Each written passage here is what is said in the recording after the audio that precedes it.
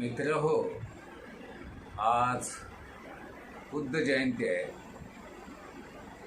आणि त्यानिमित्तानं काही प्रश्न जे असतात माझ्या विद्यार्थ्यांच्या मनात किंवा माझ्या आसपासच्या काही मित्रांच्या मनात, असे एक 5 प्रश्नांची चर्चा इथं करावी असा एक विचार पुढे आला. हे प्रश्न पूजा मून विचारणार आहेत आणि त्यांच्या प्रश्नांची उत्तरं मी द्यावी अशी एक अपेक्षा आहे.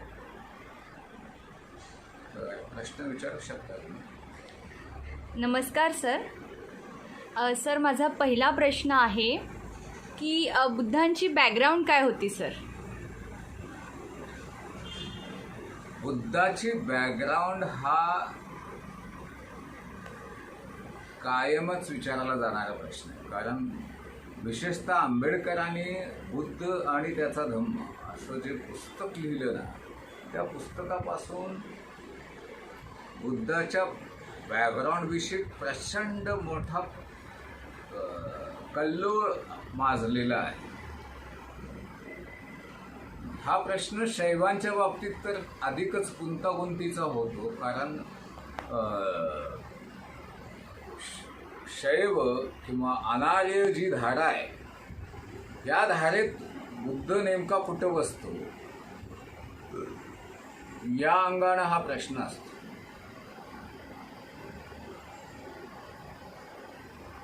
एक गोष्ट मी नेहमीच मांडत आलेलो आहे, भारतीय परंपरा ह्या पूर्णपणे 2 वेगवेगळ्या ग्रुपमध्ये विभागल्या गेलेत.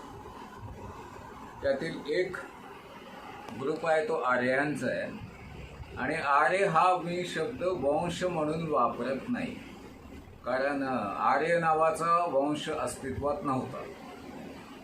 आर्य बाहेरून आले की आतले होते हा वाद आहे आणि हा वाद सुद्धा इंग्रज आल्यानंतर निर्माण झाला आणि त्याला ब्राह्मणांनी मूकसंमती दिली. काही ठिकाणी लोकमान्य टिळकांच्या सारख्याने तर स्वतःच आम्ही आर्थिक तिकडून आलो अशी मांडणी केली. म्हणजे बाहेरून आलो ही मांडणी पण ब्राह्मणांनी स्वीकारली आणि आता आम्ही बाहेरून आलेलो नाही आहोत हे सांगण्याचा कट्टरपणा पण ब्राह्मणच दाखवत आहे.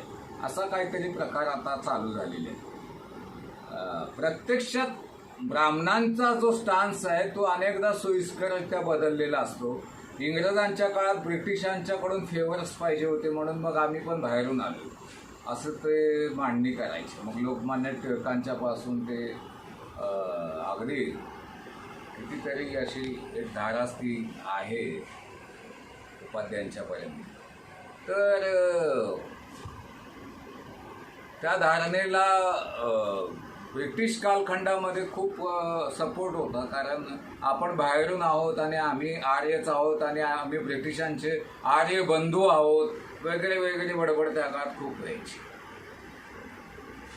नंतर जेव्हा भारत स्वतंत्र झाला तेव्हा अचानक ब्रिटिशांचे आर्य बंधू होण्यात आपलं काही आता हित नाही हे ब्राह्मणांच्या हळूहळू लक्षात यायला लागलं. कारण सुरुवातीला 1960 पर्यंत हा सिद्धांत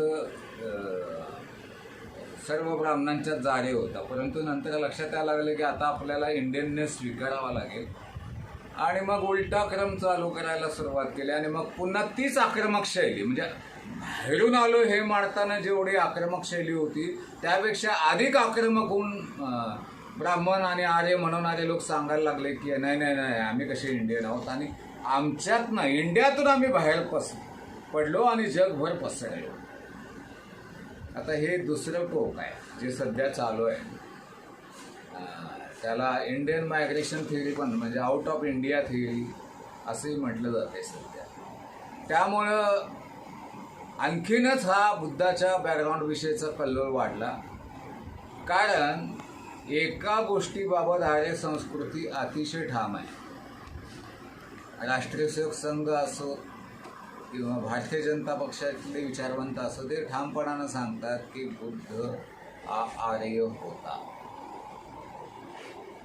त्याला लागणारे पुरावे जे आहेत ते बुद्धाच्या वेगवेगळ्या वचनातून येतात. मुख्य म्हणजे बुद्ध हा आर्य शब्द खूप सातत्यानं वापरतो आणि आत्ताचा आर्यांचा जो दावा असतो अलीकडच्या काळात तो त्याला धरूनच असतो. कारण आर्य हा शब्द सभ्य गृहस्थ किंवा सभ्य गृहिणी यांच्यासाठी वापरला जातो. आर्य आणि आर्या. आर्य कोण? जो सभ्य आहे, सिव्हिलाइज्ड आहे तो. आर्या कोण? जी सभ्य सिव्हिलाइज्ड स्त्री आहे ती. आता एकदा ही मांडणे आपण लक्षात घेतली तर या अर्थानं बुद्ध हा आर्य होता असं साधारणपणे म्हटलं जातं. पण प्रत्यक्षामध्ये आर्यांना खरोखर हे मान्य आहे का? कारण प्रश्न असा होतो की सभ्यतेच्या कसोट्यात ठरवणार कोण?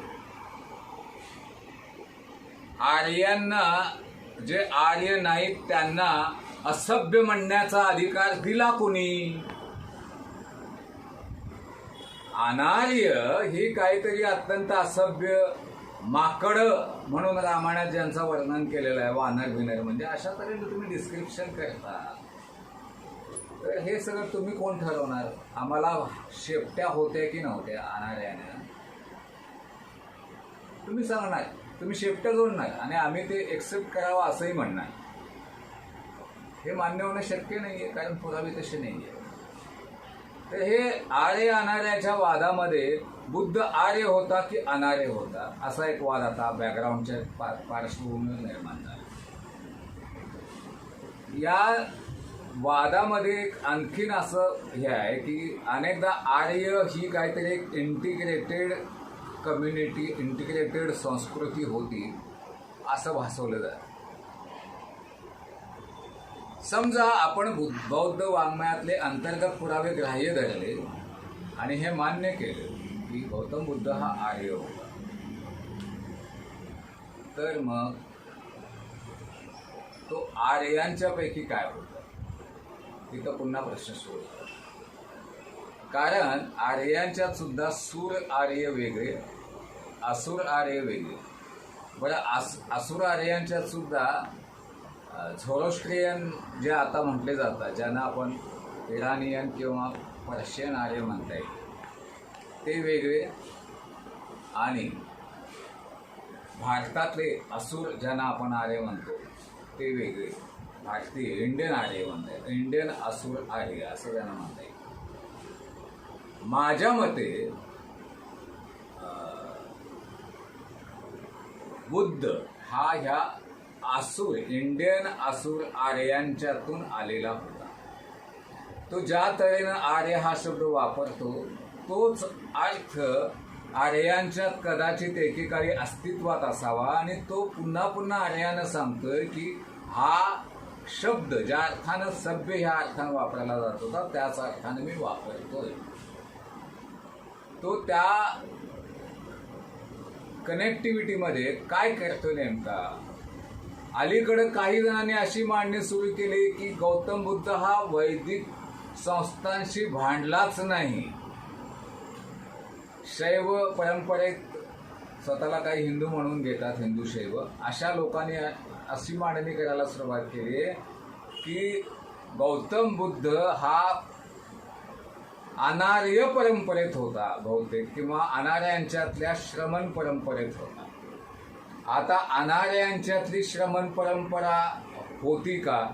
तर स्पष्ट सांगायचं तर नाही, आर्यांच्यातच ती श्रमण परंपरा होती. त्यामुळं ह्या श्रमण परंपरेतून गौतम बुद्ध आलाय याबद्दल एका अर्थानं एकमत आहे, कोणालाही याबद्दल शंका नाही. मग हे नेमकं काय आहे? तर आपण यामध्ये एक गोष्ट लक्षात घेतली पाहिजे की नेमकं झालंय काय, वस्तुस्थिती काय आहे नेमकी. तर असुरांच्या मध्ये आपल्याला असं दिसतं की पुन्हा दोन परंपरा आहेत. एक ते आहेत ज्यांनी शैव धर्म स्वीकारलेला आहे आणि दुसरे ज्यांनी आपली मूळ श्रमणांची परंपरा शाबूत ठेवलेली आहे. ही बुद्धाच्या काळातली स्थिती आहे.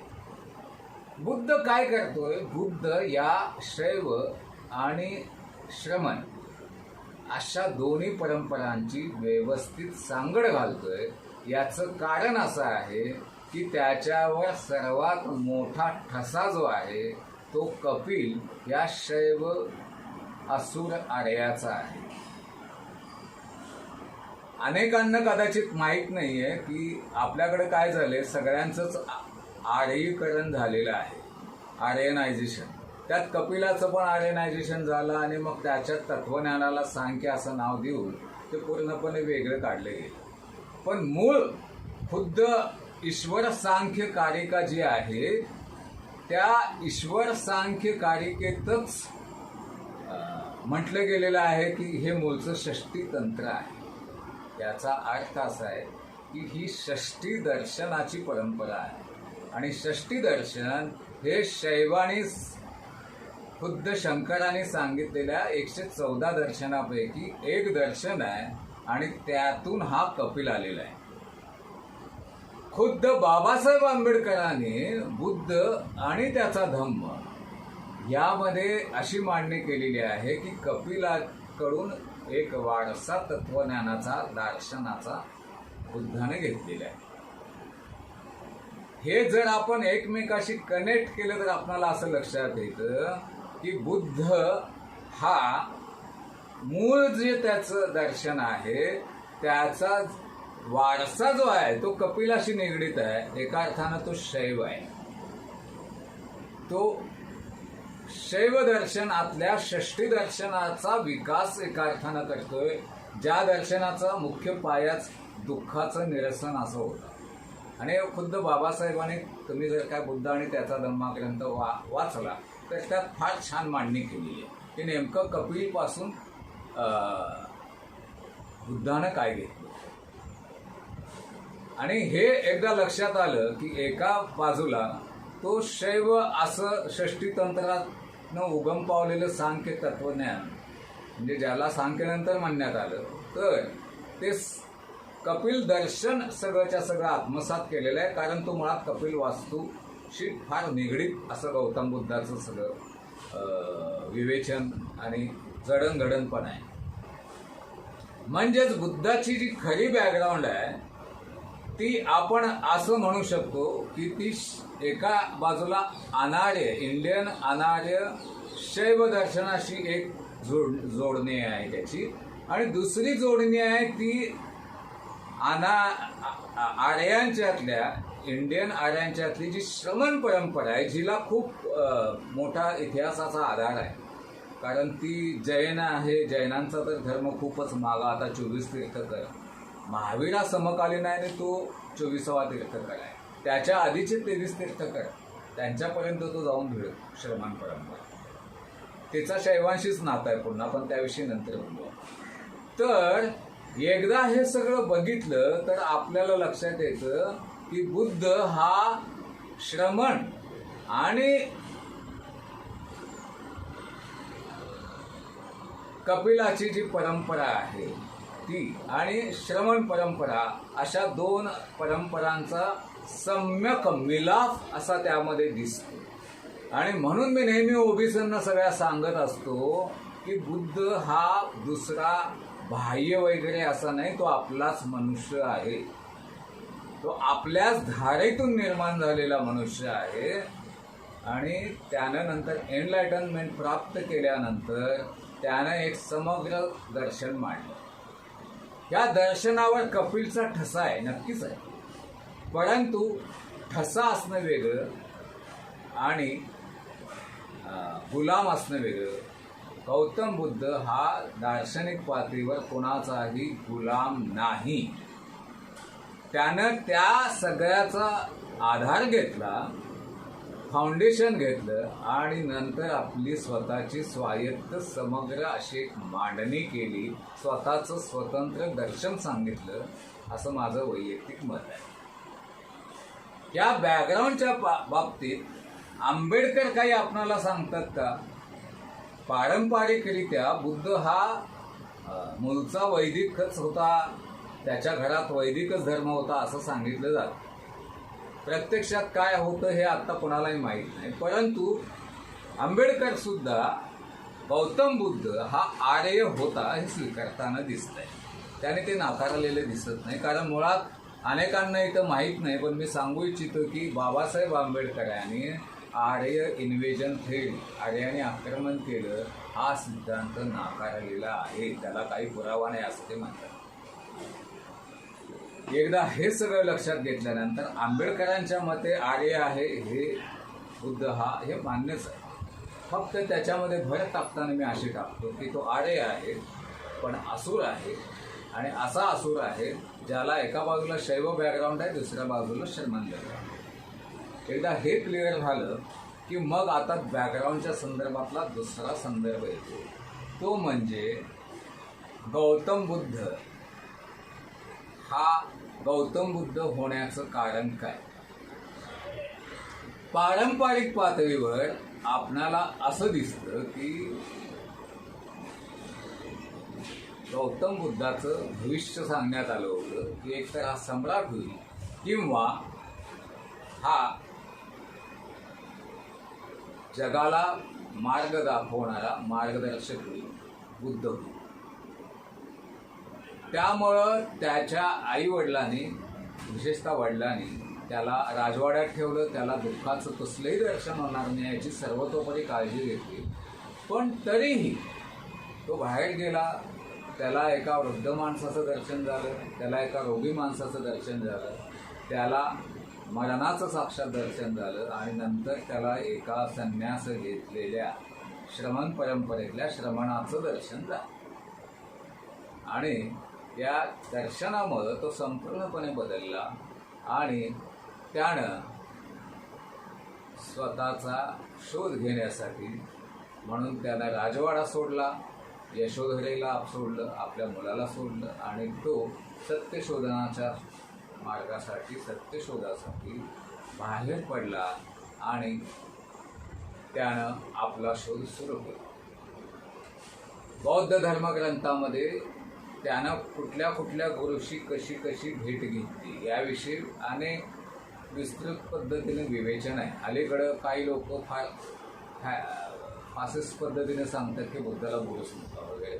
प्रत्यक्ष बौद्ध धर्मग्रंथातच हे नाही. मात्र त्याला मेडिटेशन बाकायदा शिकवण्यात आलेलं आहे आणि हे खुद्द बौद्ध धर्मग्रंथ मान्य करतात. तेव्हा तो एकदम आकाशातूनच आला आणि त्यानं स्वतःच मेडिटेशन सुरू केलं असं घडलेलं नाही.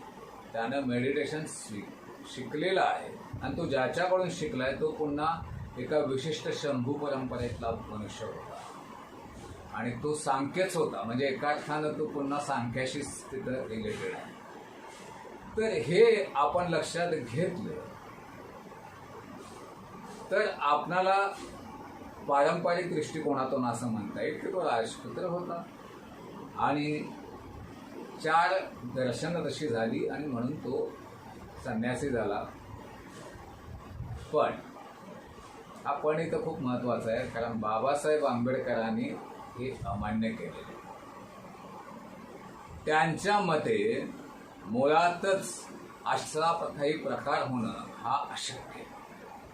ते म्हणतात की असं कसं होऊ शकतं की राजवाड्यात एखादा राजपुत्र राहतो आणि बाहेरच येतो, किंवा त्याला आपल्या राजवाड्यात तरी किमान कोणतरी रोगी दिसणारच.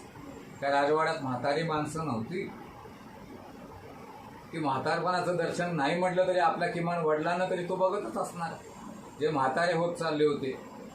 तरी म्हातारपणाचं त्यानं पहिल्यांदा दर्शन घेतलं वगैरे वगैरे वगैरे. हे सगळं तर्काच्या पातळीवर टिकणारं नाही अशी आंबेडकरांची मांडणी आहे. पण कसं असतं, परंपरा नाकारली.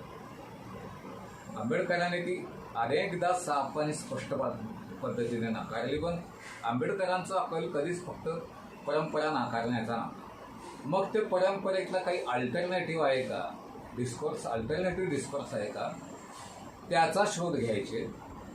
आणि त्या शोधात त्यांना जे सत्य सापडलं ते सत्य सामाजिक सत्य आहे.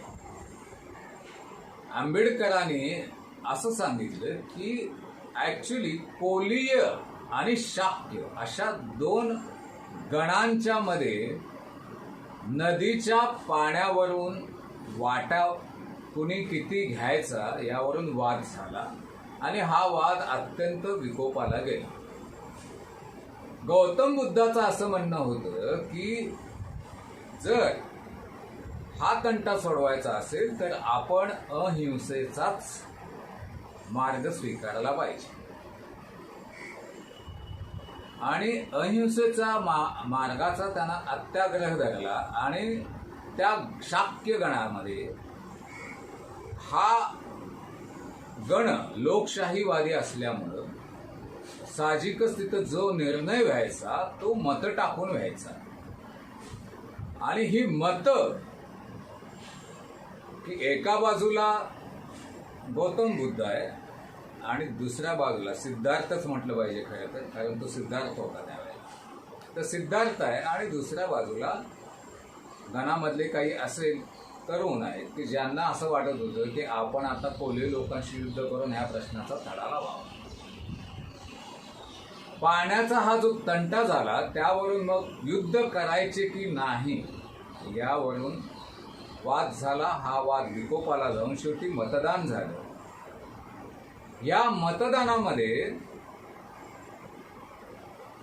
जे मतदान होतं ते बुद्धाच्या सिद्धार्थच्या विरोधात गेलं.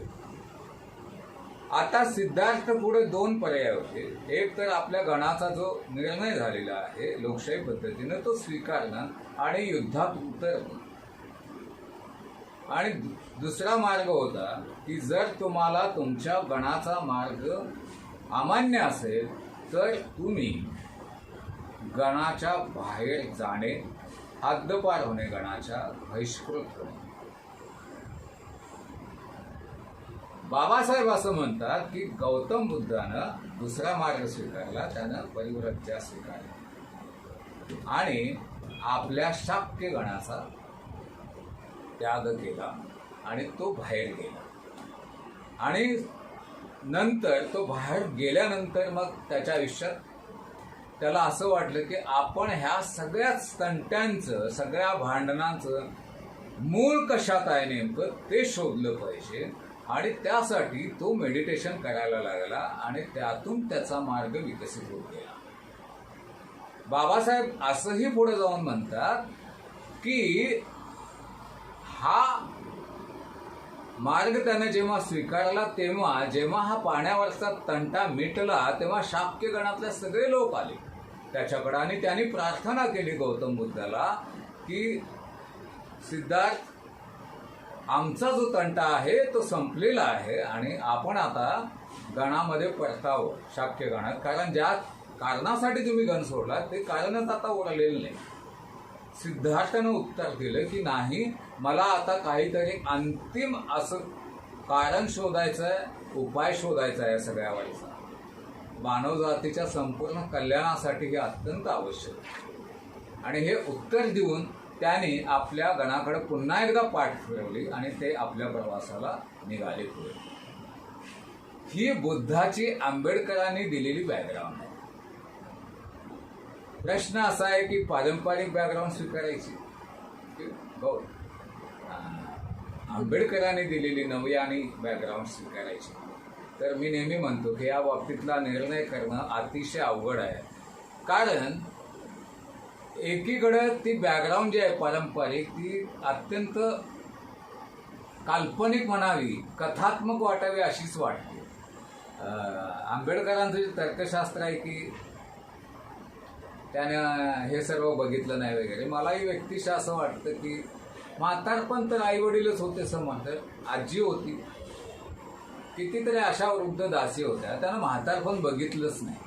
यावर आता पारंपरिक उत्तर असं आहे की त्याला मुळात अशा प्रकारचं वातावरण देण्यात आलं होतं की जिथं सगळे चिरतरुणच लोक, म्हणजे तरुण दासी होत्या, तरुणच दास होते आसपास वगैरे. जर असं तरुण असेल तर आई वडिलांना भेटत नव्हता काय, माझा प्रश्न आहे. आई वडिलांना जर भेटत असेल तर नक्की त्यानं म्हातारपण पाहिलेलं आहे. आई वडिलांना एकदा सुद्धा आजार झाला नाही किंवा गौतम बुद्धाला आयुष्यात एकदाही आजार झाला नाही. ताप तरी किमान आला असणार, खोकला तरी किमान आला असणार, असं होऊच शकत नाही. त्यामुळे मला बाबासाहेब आंबेडकरांनी लावलेलं तर्कशास्त्र पटतं. मला असं वाटतं की आंबेडकर इथं बरोबर आहे. पण आंबेडकरांनी पाठवलेलं जे दिलेलं दुसरं अल्टरनेटिव्ह जो आहे ना त्याने मी फारसा कन्व्हिन्स नाहीये, कारण एक तर पाण्याचा असा तंटा त्या काळात होऊ शकतो का, मला हा अशक्य वाटतो. कारण जर नदी ही सीमा असेल तर त्या बाबतीत त्या काळात एक तर लोकसंख्या इतकी कमी होती की पाण्यावरून तंटा कशाला होईल. पाण्यावरून तंटानंतर आंबेडकरांच्या पूर्वाश्रमीच्या जातीला तो सहन करावा लागला, कारण नंतर पाण्याच्या बाबतीत तंटे व्हायला सुरुवात झाली, कारण जाती व्यवस्था कट्टर निर्माण झाली, अस्पृश्यता निर्माण झाली. खुद्द आंबेडकरांनीच इतरत्र असं म्हटलेलं आहे की बुद्धाच्या काळात अस्पृश्यता नव्हती. आता बुद्धाच्या काळात जर अस्पृश्यता नव्हती तर पाण्यावरून तंटे निर्माण व्हायचं कारणच काय, सगळेच सवर्ण आहेत मग. किंवा जर सवर्ण वर्णव्यवस्थाच नाहीये तर सगळे गण आहेत. आता हे गण कशाला बांधतील, कारण लोकसंख्याच नाही आणि नद्या दुथड्यावरून व्हायच्या त्या काळामध्ये. तर पाण्यावरून तंटा होण्याचे एक लॉजिकल काहीतरी कारण तिथं दिसायला पाहिजे का, आता नाही. दुसरी गोष्ट, नदी दुथडी वाहते, एक थडी नाही. त्यामुळे पूर्वीच्या काळामध्ये नदी ही सीमा असायची राज्यांच्या, आणि तशी या शाक्य आणि कोलीय गणामध्ये नक्कीच नदी ही सीमा असेल. परंतु ज्या बाजूला म्हणजे एका थडीला कोलीय पाणी भरत होते, दुसऱ्या थडीला शाक्य पाणी भरत होते, तर भांडणाचा प्रश्न येतोय कुठं. नदीने काय असं सांगितलेलं नाही की अमुक इकडं नाहीच आणि इकडं नाही आणि इकडं हो आणि तिकडं हो, असं काय नदी म्हणत नसते. नदीचं पाणी वाहते मधनं. तर एका किनाऱ्याला शाक्य गण होता आणि दुसऱ्या किनाऱ्याला कोलीय गण होता, यांच्या काही सीमा भिडलेल्या नाहीयेत, कारण नदीच मुळात सीमा तयार करते. तर मग दोन किनाऱ्यावर दोन गण पाणी भरतायत, ते पण त्या काळातली लोकसंख्या किती होती, शेकड्यात असायची गणांची संख्या. ते कशाला भांडतील. मला असं वाटतं की आंबेडकरांनी अस्पृश्यांच्या संदर्भात जो पाण्याचा प्रचंड मोठा तंटा निर्माण झाला होता आणि अस्पृश्यांना खालच्या अंगाचं पाणी आणि वरच्या अंगाचं पाणी अशा तऱ्हेने विभागणी करून पाणी सुद्धा पिण्याचं द्यायचं नाकारलं. हा हामखोरपण आहे खरं सगळं, वर्णव्यवस्थेच्या नावाखाली झाली.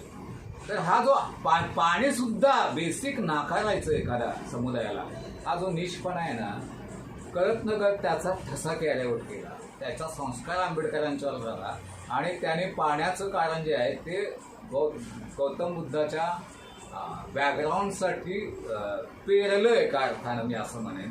आणि त्याने मग ही मांडणी, मला व्यक्तीच्या या दोन्ही मांडण्या पटलेल्याच नाही. ना पारंपरिक मांडणी कधी पटली, कारण तिच्यात असलेले प्रॉब्लेम मी सांगितले की आई वडिलांचा म्हातारपण आणि त्याला स्वतःला आधार नक्की झाला असता, त्यामुळे तेही कारण पटत नाही. आंबेडकरांचंही कारण पटत नाही. तिसरं कारण जे आहे ते मला व्यक्तिशः असं वाटतं की ज्या तऱ्हेचा सिद्धार्थ हा मनुष्य होता, त्याला स्वतःलाच कुठं ना कडे तरी अत्यंत शुद्ध अंतकरण आहे.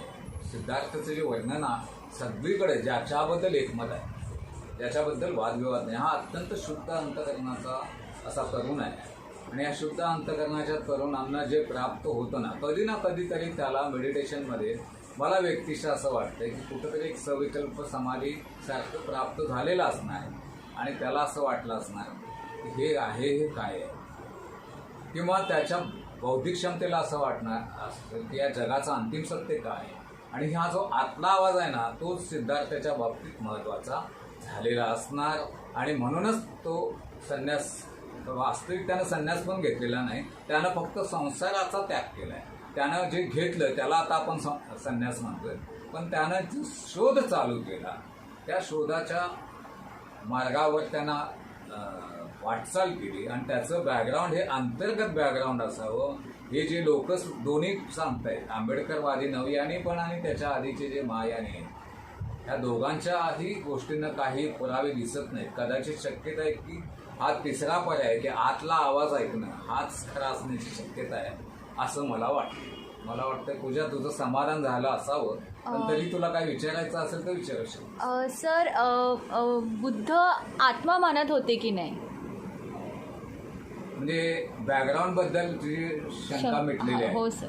यातलं नेमकं कुठलं बॅकग्राऊंड आहे हे तुम्ही तुमचा आतला आवाज ऐकूनच ठरवायला पाहिजे. कारण हिस्टॉरिकली आता मला नाही वाटत की आपण काय निश्चित निष्कर्षापाशी पोहोचू शकतो, कारण मी सगळे बौद्ध धर्मग्रंथ ऑलमोस्ट विशेषतः बुद्धाच्या टीचिंगचे सगळेच वाचलेले आहेत आणि शेकड्याने मी बौद्ध धर्मग्रंथ वाचले असते. कुठंच मला असं काही ठोस ज्याला पुरावे म्हणता येईल असं समकालीन तर काहीच नाही आहे. त्यामुळं बुद्धाच्या बॅकग्राऊंडपैकी या 3 बॅकग्राऊंडपैकी नेमकं कोणतं बॅकग्राऊंड आहे हे तुम्हीच ठरवावं. आणि मग आता पूजानं विचारलेल्या प्रश्नाकडे मी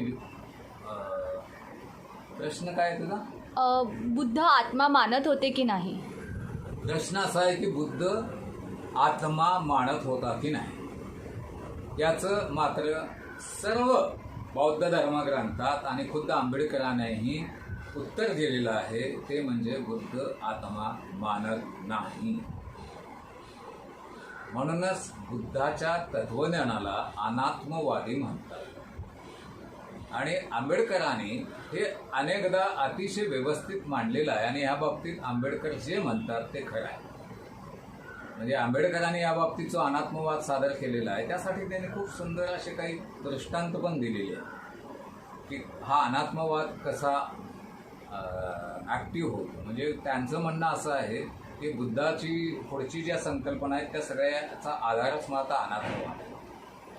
आता हा अनात्मवाद मांडायला मुळात नेमक्या काय गोष्टी घडत आहेत हे पण बघायला पाहिजे. एक गोष्ट लक्षात घ्या, आत्मा मानला जात होता बुद्धाच्या काळामध्ये.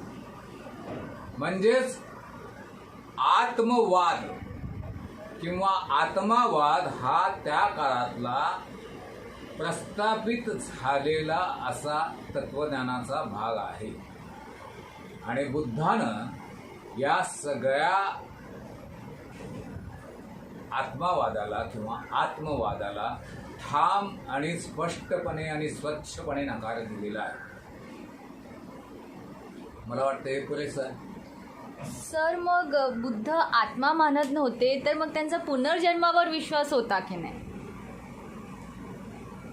प्रश्न असा मग साहजिकच पूजानं आत्ता विचारलेला आहे की अनात्मवाद आहे तर मग पुनर्जन्म मानत होते की नाही. आणि खरा तर हा अजीबोगरीब डिबेट आहे. बौद्ध धर्मातले जे दार्शनिक क्रायसिस ज्याला म्हणता येईल त्या दार्शनिक क्रायसिसपैकी हा मुद्दा आहे. आत्मा मानायचा नाही. परंपरा असं सांगते की गौतम बुद्धा नंतर नाही, हे पण मी सांगतो, 9व्या शतकानंतर शंकराचार्यांनी काही प्रश्न विचारून त्या काळचा कुमारील भट्ट असो किंवा आणि काही असो या सगळ्यांनाच पराभूत करून बौद्ध दार्शनिकांना आत्मा स्वीकारायला लावला. आणि शंकराचार्यांच्या नंतर जे बौद्ध दार्शनिक होते आलेले त्यापैकी अनेकांनी आत्मा पण बहुधा स्वीकारायला किंवा मौन पाळायला चालू केलं. किंबहुना हा मुद्दा का महत्त्वाचा आहे तर शंकराचार्यांचा जो मुख्य प्रश्न होता बौद्धांना तो हाच होता की जर आत्मा नाही म्हणता तर पुनर्जन्म नेमका कशाचा होतो?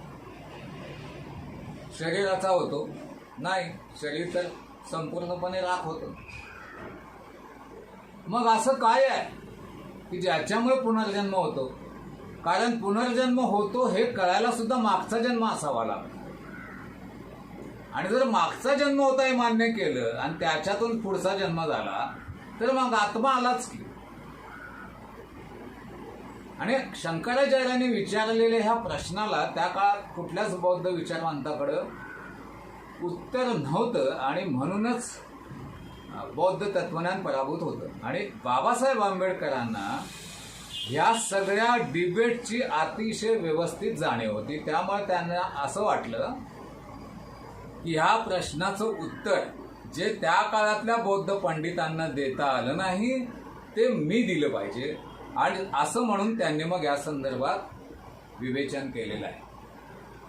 हे विवेचन काय आहे? आंबेडकर म्हणतात की बुद्धानं अनात्मवाद मांडलेला आहे, ते गौतम बुद्ध आत्मा मानत नाही. मग पुनर्जन्मची कल्पना नेमकी काय आहे? ते म्हणतात की पुनर्जन्म तुम्ही जसा अधोरेखित केलाय तसा तो पुनर्जन्म मान्यच नाहीये. थोडक्यात म्हणजे आर्य तत्वज्ञान जे आहे त्या आर्य तत्वज्ञानातलं पुनर्जन्माचं तत्वज्ञान गौतम बुद्धानं ठामपणानं नाकारलेलं आहे. मग मग काय तर आंबेडकर असं उत्तर देतात की आंब्याच्या कोळीतून पुन्हा आंबाच निर्माण होतो. म्हणजेच आंब्याच्या कोळीचं बीज जे आहे, बीज हा आत्मा आहे. आणि हे बीज आत्ताच्या भाषेमध्ये आपण असं सांगू शकतो की जेनेटिक कोड आहे. तर जेनेटिक कोड पुढच्या पिढीत निर्माण होता. आंबेडकरांनी असं सांगितलेलं नाही, कारण त्यांच्या काळात जेनेटिक्स नव्हतं.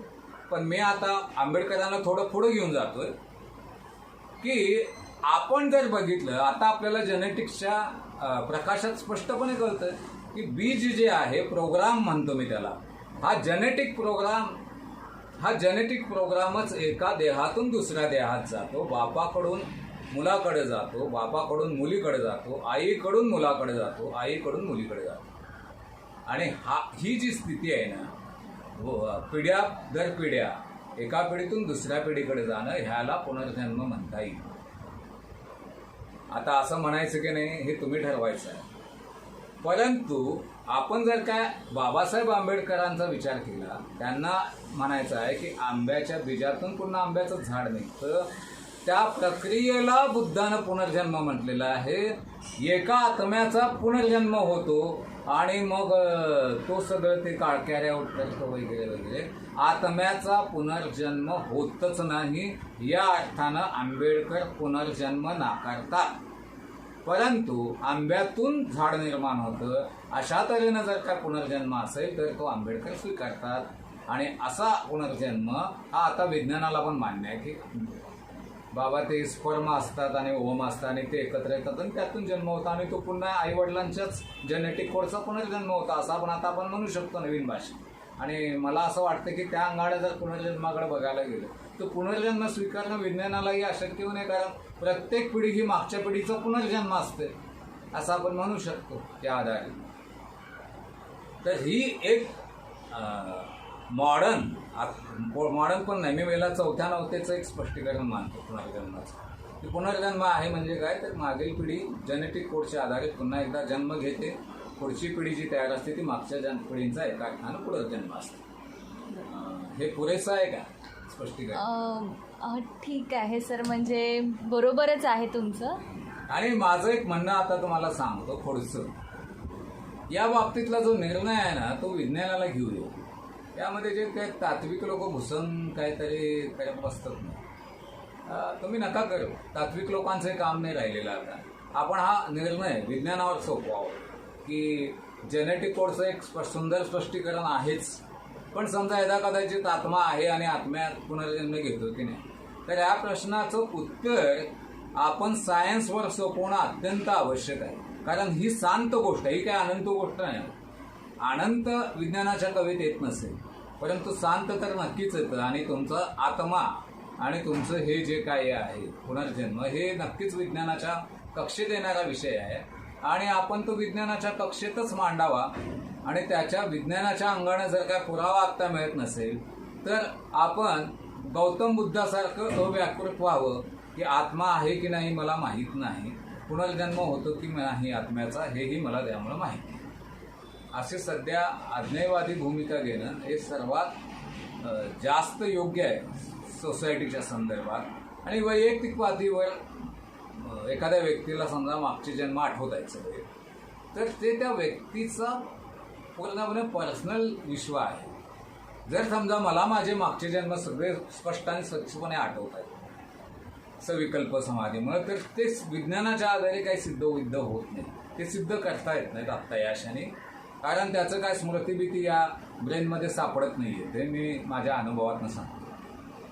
तर मग तुम्ही करणार काय काय कशा पद्धतीने, तर याची काहीतरी एक मेथोडॉलॉजी असेल समजा, तर ती मेथोडॉलॉजी विज्ञानाला हे करायला पाहिजे, शोधायला पाहिजे. आणि मुख्य म्हणजे सार्वजनिक जीवनात जोपर्यंत वैज्ञानिकदृष्ट्या पुनर्जन्म सिद्ध होत नाही तोपर्यंत आपल्या पब्लिक लाईफमध्ये सार्वजनिक जीवनात आपण ती स्वीकारता कामा नये, असं माझं वैयक्तिक मत आहे. मला वाटतं हे आता क्लिअर असावं. हां सर, मग जर पुनर्जन्म आपण विज्ञानाकडे सोपवला तर मग कर्मफल सिद्धांताबद्दल काय मत होतं बुद्धांचं, आणि तुमचंही काय मत आहे? विज्ञानाच्या आधारे आपण आता बाजूला काढून ठेवलं तरी कर्मफल सिद्धांताचं काय करायचं, आणि हा एक अत्यंत नैतिक प्रश्न आहे. जर काय आपल्या कर्मांचं फळ मिळणारच नसेल तर काय.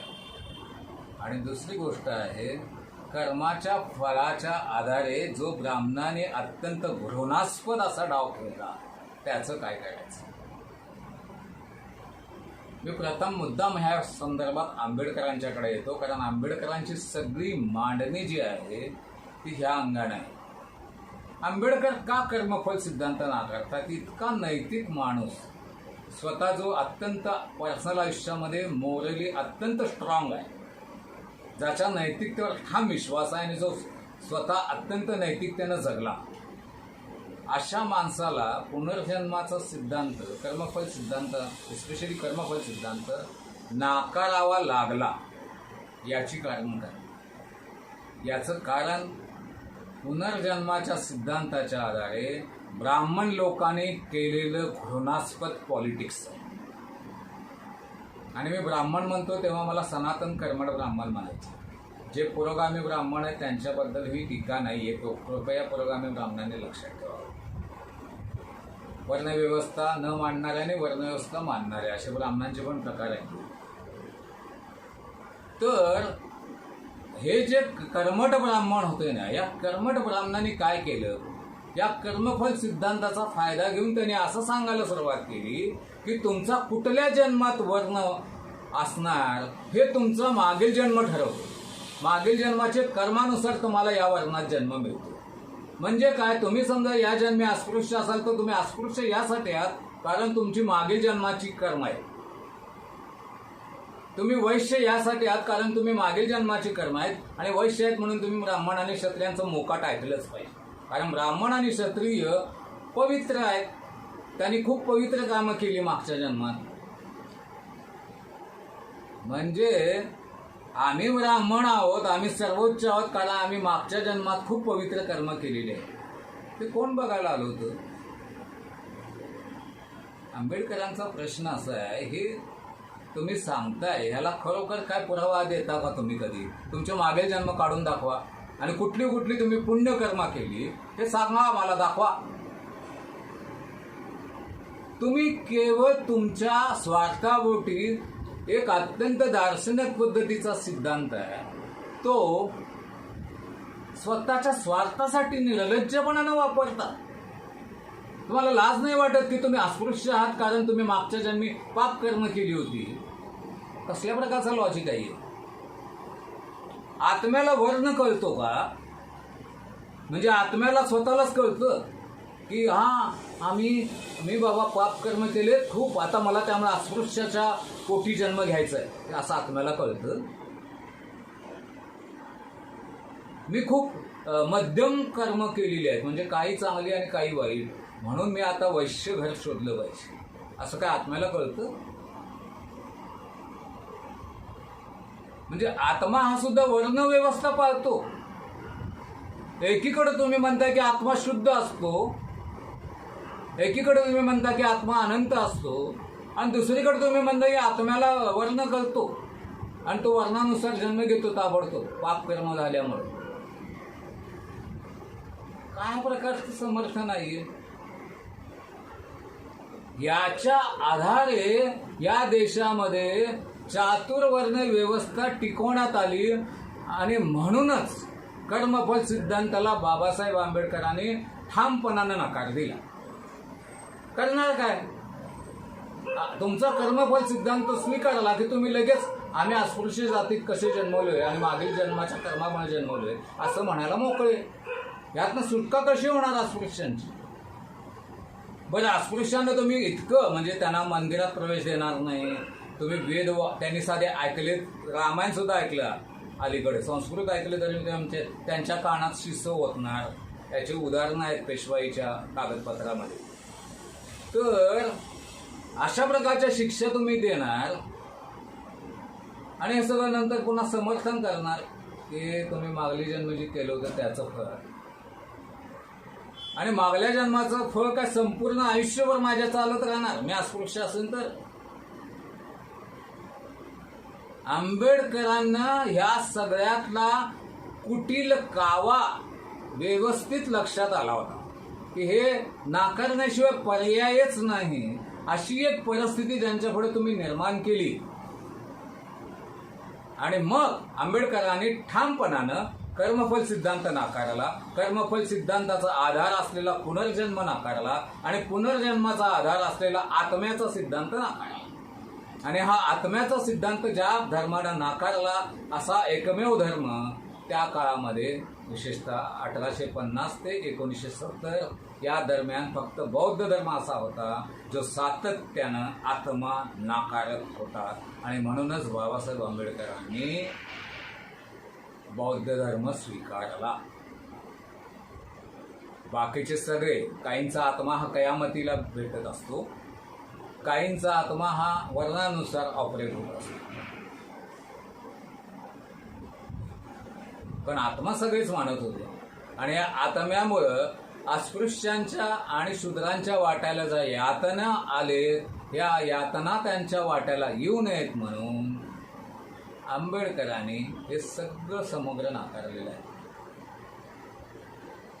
आणि म्हणूनच त्यांनी नाव दिलं नवयान.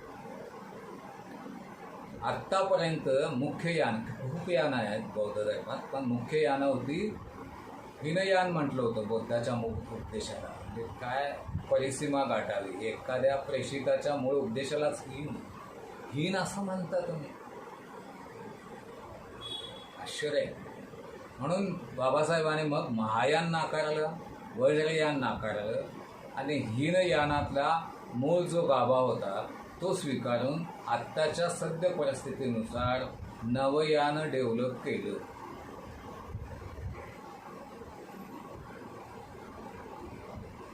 आणि त्यातून ती मांडणी, ही मांडणी स्वीकारायची नाही स्वीकारायची हा तुमचा प्रश्न आहे. कारण गौतम बुद्धानं काही नवयान मांडलेलं नाही, हे मी स्पष्टपणानं सांगू इच्छितो. गौतम बुद्धानं जो उपदेश मांडलेला आहे तो हीनयानात आहे. त्याला हीनयान सुद्धा मी म्हणत नाही, मी त्याला मूलयान असं म्हणतो, कारण तो मूळ उपदेश आहे. तर मूलयान, तुमचा आक्षेप नेहमी अलका गांधी कधीही याच्या अंगाने असत नाही, मूळ विषय नाही. असू द्या, तुम्ही काय असे प्रश्न विचारता, तुम्ही वाचन करा, बोलेन मी या विषयावर पण कधीतरी बोलावं लागणारच आहे. कदाचित तुम्हाला हे माहीत नसेल की फरमानच आहे माधवराव पेशव्यांची, तुम्ही वाचा, मग आपण यावर डिस्कस करूया. विषय वेगळा आहे आत्ताचा. तर हा जो मूलयानाचा जो मूळचा उपदेश आहे तो आत्ताच्या कॉन्टेम्पररी सोशल स्वरूपामध्ये जो मांडण्यात आलेला आहे ते नवयान आहे. आणि एकदा हे स्पष्ट झालं तर मग नवयानामध्ये आपण असं म्हणू शकतो की बाबासाहेबांचा जरी गौतम बुद्धाचं ते इंटरप्रिटेशन असलं तरी निदान पक्षी गौतम बुद्धाचा जो मूळ गाभा आहे बुद्धिझमचा, अष्टांग मार्ग, तो अष्टांग मार्ग व्यवस्थितरित्या मांडण्यात आलेला आहे नवयानामध्ये. आणि बाबासाहेबांना ते क्रेडिट आपण दिलं पाहिजे की त्याने त्या अष्टांग मार्गाचं पुनर्जीवन केलं. पण बाबासाहेबांना कर्मफल सिद्धांत अमान्य होता. प्रश्न असा आहे की मूळ बौद्ध धर्मामध्ये कर्मफल सिद्धांत मान्य आहे की नाही. बौद्ध ग्रंथ जे उपलब्ध आहेत सगळेच्या सगळे त्या बहुतेक बौद्ध धर्मग्रंथात किंवा तुम्ही चायनामध्ये जावा, जपानमध्ये जावा, ह्या सर्व ठिकाणी गौतम बुद्धाचे जे सिद्धांत म्हणून स्वीकारण्यात आले त्यामध्ये पुनर्जन्म आहे, कर्मफल सिद्धांत सुद्धा आहे. प्रश्न असा आहे की मग करायचं काय. एक गोष्ट लक्षात घ्या, जर फक्त ब्राह्मण वर्णानं जे काही केलं त्याचा प्रश्न असेल तर मग जपान आणि चीन इथं तर ब्राह्मण नव्हते.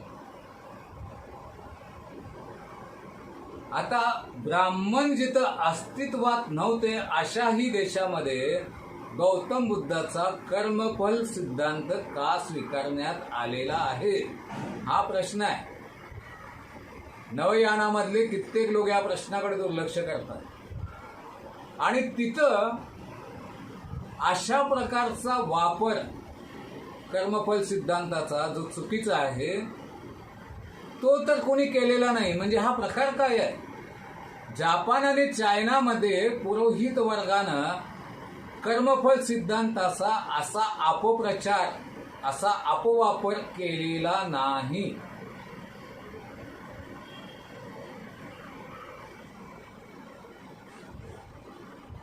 मग करायचं काय?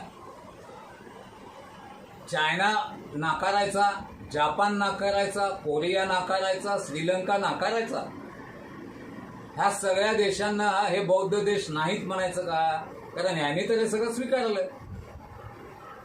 पेश असा आहे आत्ताच्या काळातला, जापानी, चायनीज, श्रीलंकन, कोरियन सगळ्यांच्या पुढं नवयान हा आत्ताचा सर्वात मोठा पेच आहे. कारण नवयान तरी स्वीकारायला पाहिजे किंवा बुद्धाचा ज्याला मूळ उपदेश म्हटला जातो जो बौद्ध धर्मग्रंथात आहे, कर्मफल सिद्धांत पुनर्जन्म या अंगानं तो तरी स्वीकारावा लागतो.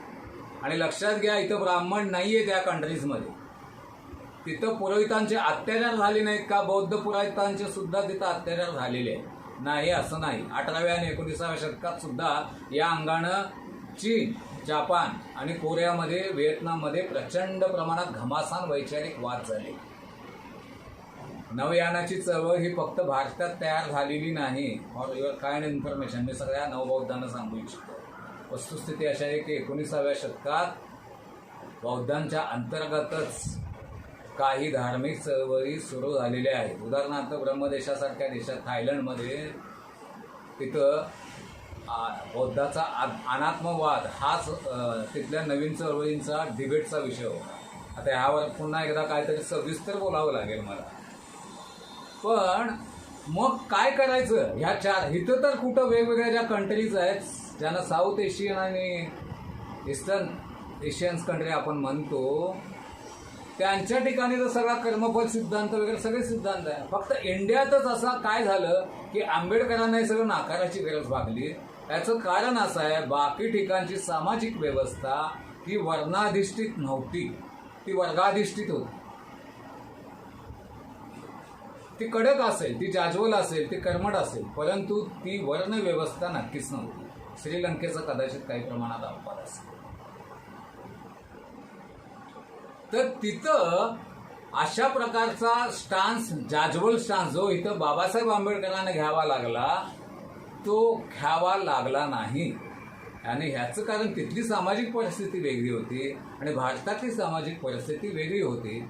आणि भारतातलं जे सामाजिक स्ट्रक्चर होतं त्याच्या विरोधातच नवयानाला जावं लागलं. एकदा हे नक्की लक्षात घेतलं तर मग लक्षात येईल की आंबेडकरच फक्त असे का आहेत की जे या सगळ्या कर्मफल सिद्धांताला नाकारण्यापर्यंत गेले आणि बाकीच्या धर्मातले ज्या नवयानी चळवळी होत्या किंवा नवचळवळी होत्या त्यांनी मात्र हे सिद्धांत नाकारलेले नाही. त्यावर डिबेट मात्र तिकडेही झाला. एकदा हा सगळा गुंतागुंतीचा बौद्ध हा, मी अनेकदा सांगितलं, कुठल्याच धर्माचा एकच एक चेहरा असत नाही. प्रत्येक धर्माचे 4-5 चेहरे असतात. तसे बौद्धांचे सुद्धा चेहरे आहेतच. त्यातला महायानी चेहरा तर कम्प्लीट शैवांचा चेहरा आहे. तो वज्रयानी तर सरळ स्वतःला ते बुद्ध सुद्धा म्हणून घेत नाही, ते सिद्ध म्हणून घेतात, इतके ते शैव आहे. तर हा गुंतागुंतीचा जो चेहरा आहेत ना, वेगवेगळे हे बौद्धांचं काहीतरी एक स्वरूपी स्ट्रक्चर अस्तित्वात होतं असं काहीतरी म्हणणं, याला काय अर्थ नाही.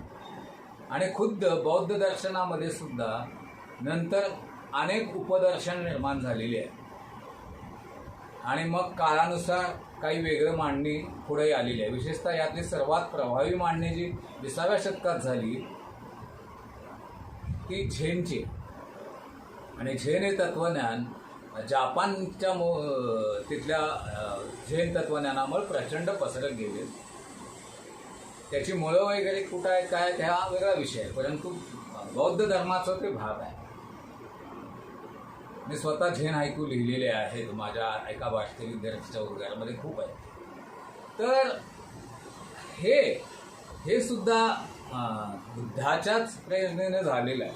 त्यामुळे आता आपण जेव्हा कॉन्टेम्पररी बुद्धाचा विचार करतो तेव्हा आपल्याला आत्ताच्या बौद्ध धर्मीयातल्या सगळ्या चळवळी, ज्यामध्ये भारतातून निर्माण झालेलं नवयान पण येतं, असं जे सगळीकडे झालेल्या 19व्या आणि 20व्या शतकातल्या ज्या चळवळी आहेत, त्या सगळ्या चळवळी नेमक्या कुठल्या पर्स्पेक्टिव्हमध्ये एकाशी मिळतात, काय मतभेद आहेत, असा सगळा व्यापक पट बघावा लागतो. आणि हा व्यापक पट बघितला नाही की एक केंद्रीयता यायला लागते, सपाटीकरण यायला लागते. हे सपाटीकरण होऊ नये बौद्ध धर्माचं असं वाटत असेल तर बुद्ध जयंतीच्या निमित्ताने मी सांगू इच्छितो की जगातल्या सर्वत्र ज्या उदयाला आलेल्या 19व्या 20व्या आणि आता 21व्या शतकातल्या बौद्ध चळवळी आहेत, त्यांचे एकमेकाशी इंटरकनेक्टिव्हिटी वाढवणं अत्यंत आवश्यक आहे. मला नवयानांच्या मधले कित्येक लोक असे दिसतात की जे झापडबंद होत चालले, आणि आंबेडकरांनी झापडबंदपणा शिकवलेला नाही. खुद्द बुद्धानंच मांडलेला एक सिद्धांत आहे, तो म्हणजे क्षणोक्षणी आपण बदलत असतो. हे जे वास्तव आहे ते क्षणोक्षणी बदलत असतं. आता हे वास्तव जर क्षणोक्षणी बदलत असेल तर आंबेडकरांच्या काळातलं वास्तव बदललेलं आहे, हे स्वीकारायला काय प्रॉब्लेम आहे? आणि आत्ताचं जे दलितांचं वास्तव आहे ते नेमकं काय आहे? ते पण क्षणोक्षणी बदलतंय ना. काय फक्त सवर्णांचं स्थिर राहतं आणि दलितांचं बदलतं, किंवा सवर्णांचं सतत बदलतं आणि दलितांचं स्थिर आहे, असं चालत नाही.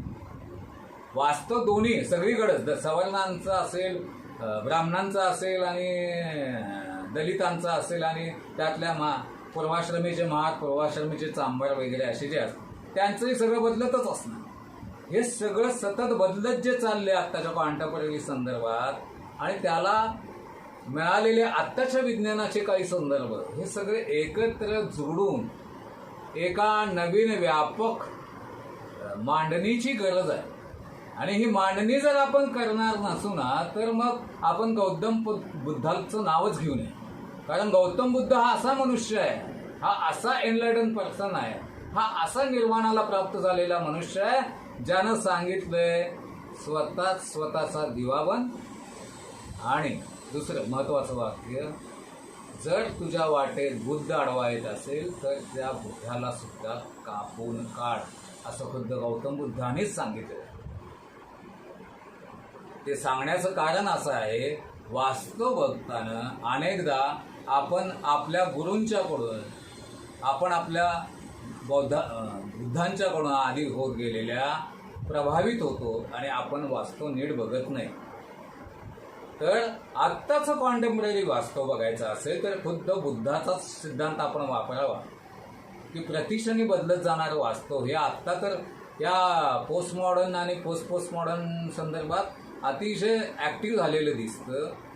आणि म्हणूनच त्या संदर्भामध्ये बुद्धाला नव्यानं पाहणं म्हणजे बुद्ध जयंती साजरी करणं असं मी मानतो. पुऱ्या आजच्या का? हो सर, तुम्ही ज्या पद्धतीने बुद्धांचं बॅकग्राऊंड, त्याच्यानंतर आत्मा, मग पुनर्जन्म आणि मग कर्मफल सिद्धांत, मग या सगळ्यात आता बुद्धाला आम्ही कसं रिलेट करायचं? तेच तर मी बोललो ना, आता सगळी मांडणी जी केली मी ती तीच केली की आत्ताच्या काळातला बुद्ध, आत्ता नेमका बुद्धाचा कुठला भाग रेलेव्हंट आहे असं जर मला कोणी विचारलं तर मी सांगेन की बुद्धाचा अष्टांग मार्ग आणि विपश्यना हे मेडिटेशन, या दोन गोष्टी म्हणजे अष्टांग मार्ग आहे आणि त्यासाठी मेडिटेशन कुठलं करावं, निर्वाण प्राप्तीसाठी विपश्यना, या दोन्ही गोष्टी माझ्या मते 21व्या शतकात आजही लागू पडतात, आजही त्या रिलेव्हंट आहेत, आजही त्याला कॉन्टेम्पररीनेस आहे. आणि अष्टांग मार्ग काय आहे हे मला वाटतं सांगायची गरजच नाही, उलट दुःख वाढवण्यात आलेली आहे. म्हणजे बुद्धानं म्हटलं होतं जगात सर्वत्र दुःख आहे, त्याचा आज जगात सर्वत्र दुःखच नाही तर जगात सर्वत्र शोषण पण आहे. आणि या शोषणाचा अंत करायचा असेल तर काय करायला पाहिजे तेही आता बघायला पाहिजे. कारण नुसतंच वैयक्तिक राहिलेलं नाही. आपल्याला हे कळून चुकले की शोषण व्यवस्था पण कारणीभूत असते. प्रश्न असा आहे की या शोषण व्यवस्थेचं आकलन थापणं लावून करायचं आहे की आत्ता प्रतिपल बदलणारं वास्तव म्हणून त्याला बघायचं आहे. कारण शोषण व्यवस्था समजा असेल तर तुम्ही सुचवलेले कम्युनिझमसारखे मार्ग आउटडेटेड झालेत का तपासलं पाहिजे. झापडबंद असं बाबासाहेबांनी तर कम्युनिझमला विरोधच केला. त्यांनी समाजवाद स्वीकारला होता. परंतु इथे एक गोष्ट सांगावीशी वाटते मला. बाबासाहेबांनी घटनेमध्ये समाजवादाचा स्वीकार करायला ती समाजवादी टर्म मूळ जे आपलं पान आहे त्या पानामध्ये घालायला विरोध केला होता. त्यांनी म्हटलं होतं समाजवाद ही आत्ता रेलिव्हंट व्यवस्था आहे, पण उद्या जर ह्यापेक्षा अधिक बेटर व्यवस्था आली तर ती इन्क्लूड करता आली पाहिजे. म्हणून तिथं आर्थिक विचारप्रणालीचा उल्लेख करू नका. कारण पुढच्या शासन व्यवस्थांचे प्रश्न, त्यांच्यापुढे येणारे आर्थिक प्रश्न हे पूर्णपणे वेगळे असतील आणि त्यांना त्यानुसार नवीन उपाययोजना करायला वाव राहिला पाहिजे. हा आंबेडकरांचा पॉईंट ऑफ व्ह्यू आहे. मी नेहमीच म्हणत आलो आहे की आंबेडकरांच्या इतका दूर बघणारा माणूस ह्या देशात झालेला नाही. त्यांचा दूरगामीपणा इथंही दिसतो आणि त्यांना कळलं होतं की व्यवस्था बदलत जाणार पुढच्या, तर त्यानुसार नवीन आपल्याला मांडण्या कराव्या लागतात. जुनी ढापणं आर्थिक बाबतीतसुद्धा फार कामाची नाही. कम्युनिझम आउटडेटेड आहे हे ज्या काही मोजक्या लोकांना कळलं होतं त्यात आंबेडकर पण होतं. पण समाजवादाशी मात्र त्यांची त्या काळात बांधिलकी आहे. पण ती बांधिलकी ह्या काळाची बांधिलकी आहे याची स्पष्ट आणि स्वच्छ जाणीव आंबेडकरांना होती. त्यामुळे रिलेव्हन्स तपासताना आपणाला या सगळ्या गोष्टी आत्ताच्या काळानुरूप कशा बघता येतील ते करायला पाहिजे. आणि मी तर माझी मांडणी करतोच आहे. म्हणजे मी अनेक पद्धतीनं अनटचेबिलिटीचे माझ्यासुद्धा काही सिद्धांत नाही. तर मीच फक्त नाही, मी अनेकांनी वेगवेगळ्या मांडण्या घेऊन याव्यात आणि आत्ताच्या काळाच्या हिशेबानं ते आपण काय करता येईल, कुठं कुठं काय विश्लेषण आणि विवेचन करता येईल हे सगळं बघितलं पाहिजे. एकदम काहीतरी असं चाललेलं आहे काही लोकांचं की या जगात आत्ता काही शोषणच होतं. मूर्खपणा आहे. शोषण चाललेलं आहे. पण या शोषणाच्या व्यवस्था बदललेल्या आहे पूर्णपणे. आणि सर्वात मोठं शोषण तर निसर्गाचंच चाललेलं आहे. निसर्गाचं जेवढं शोषण चाललंय तेवढं कुठल्याच गोष्टीचं नाही आणि ते आता टोकाला पोचतं. त्यामुळेच तर एवढे क्लायमॅटिक प्रश्न निर्माण झालेले. तर ते सगळे कसे का सोडवणार आहोत आपण, आणि बुद्ध या बाबतीत उपयुक्त आहे की नाही असं सगळं आपल्याला मांडणी करावी लागेल. आणि हे जर आपण नीट बघितलं तरच आंबेडकरांच्या पण जीवनाचं सार्थक होईल आणि गौतम बुद्धाच्याही जीवनाचं सार्थक होईल.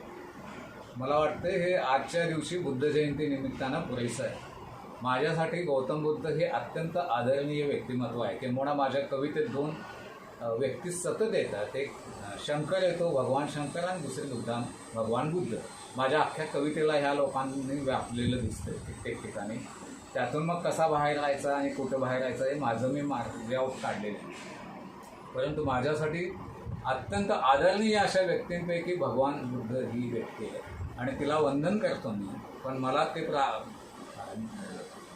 प्राचीन काळचं वंदन नाही, तर तुम्ही जे योगदान दिलं आणि तुमच्यामुळं जी मानवजात प्रचंड पुढे गेली तुमच्या त्या योगदानाला माझं वंदन आहे. धन्यवाद. Thank you so much sir. इतकं पुढे थँक्यू सर. मी श्रीधर तेरे तुमच्याशी बोलतो. Thank you so much sir.